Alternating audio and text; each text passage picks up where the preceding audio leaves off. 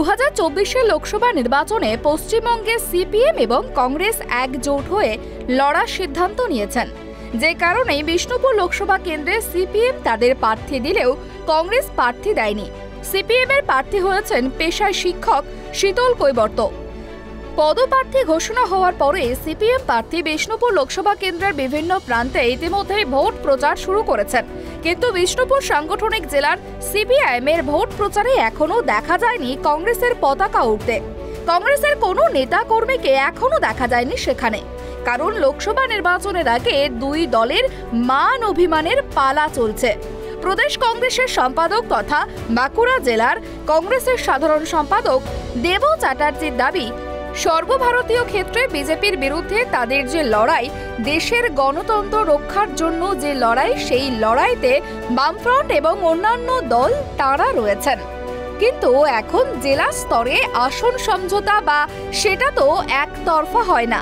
আমরা বিজেপির বিরুদ্ধে লড়াই করার জন্য তৈরি হয়ে আছে সিপিএম কে সঙ্গে নিয়ে।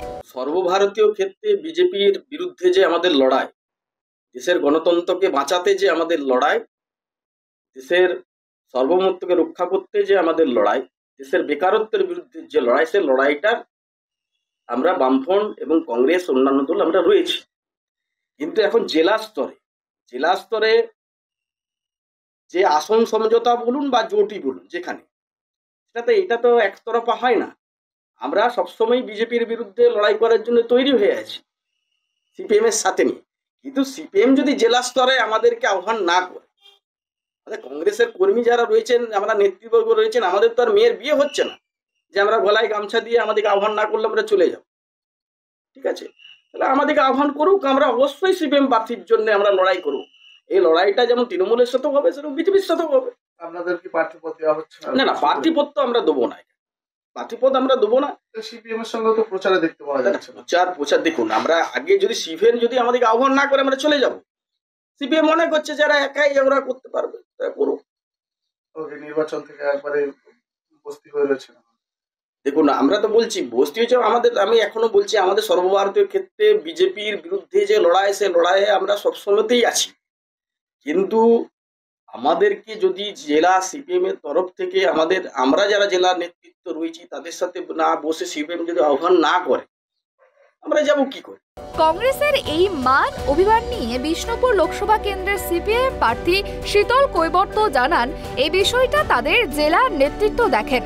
তাদের জেলার নেতৃত্বে যেমন দায়িত্ব আছে, কংগ্রেসের জেলার নেতৃত্বেরও একই দায়িত্ব রয়েছে। পারস্পরিক যোগাযোগ করে তারা যেখানে যেখানে প্রচারে যাচ্ছেন, তাদের উচিত কর্মী সমর্থক যা আছেন তাদেরকে তাদের সঙ্গে যুক্ত করা। তবে কংগ্রেস এই দায়িত্ব এড়িয়ে যাচ্ছে বলেই দাবি করেন সিপিএম প্রার্থী। এটা আমাদের জেলা নেতৃত্ব বিষয়টা দেখেন। আমাদের জেলা নেতৃত্বের যেমন দায়িত্ব আছে, তেমনি কংগ্রেসের জেলা নেতৃত্বেরও দায়িত্ব আছে। পারস্পরিক যোগাযোগ করে, বোঝাপড়া করে আমরা যেখানে যেখানে প্রচারে যাচ্ছি, তাদেরও উচিত তাদের কর্মী সমর্থক যা আছেন, সংখ্যায় অল্প হলেও, তাদেরকে আমাদের সঙ্গে যুক্ত করা।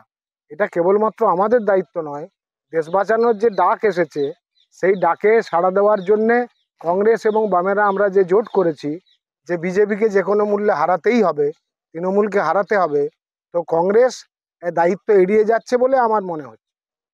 তারা কি অভিমান করে আছে কি মনে হয়? অভিমান নয়, অ্যাকচুয়ালি আমাদের রাজ্যে বা বিশেষ করে আমাদের লোকসভা এলাকায় কংগ্রেসের সাংগঠনিক ক্ষমতা সেই জায়গায় নেই, কর্মী সমর্থক নেই বললেই চলে। তাহলে ওরা যে আলোচনা করলেই বিরাট কিছু কর্মী সমর্থক আমাদের সঙ্গে যুক্ত করতে পারবেন, সেরকম অবস্থা নয়। উচিত, তবু যেহেতু আপনি বলছেন, আমি আমার জেলা নেতৃত্বের সঙ্গে কথা বলবো। বিষ্ণুপুর লোকসভা কেন্দ্র পশ্চিমবঙ্গের 42টি লোকসভা কেন্দ্রের মধ্যে অন্যতম। বিষ্ণুপুর লোকসভা কেন্দ্রটি একসময় ছিল বামেদের শক্ত ঘাঁটি, তবে 2019 থেকেই বিষ্ণুপুরে বদলাতে শুরু করে রাজনীতির অঙ্ক। নির্বাচনের প্রাক্কালে সিপিএম এবং কংগ্রেসের মান অভিমান কোন দিকে মোড় নেয়, এখন সেটাই দেখার। বিষ্ণুপুর থেকে সঞ্জীব মল্লিকের রিপোর্ট, ট্রাইব টিভি বাংলা।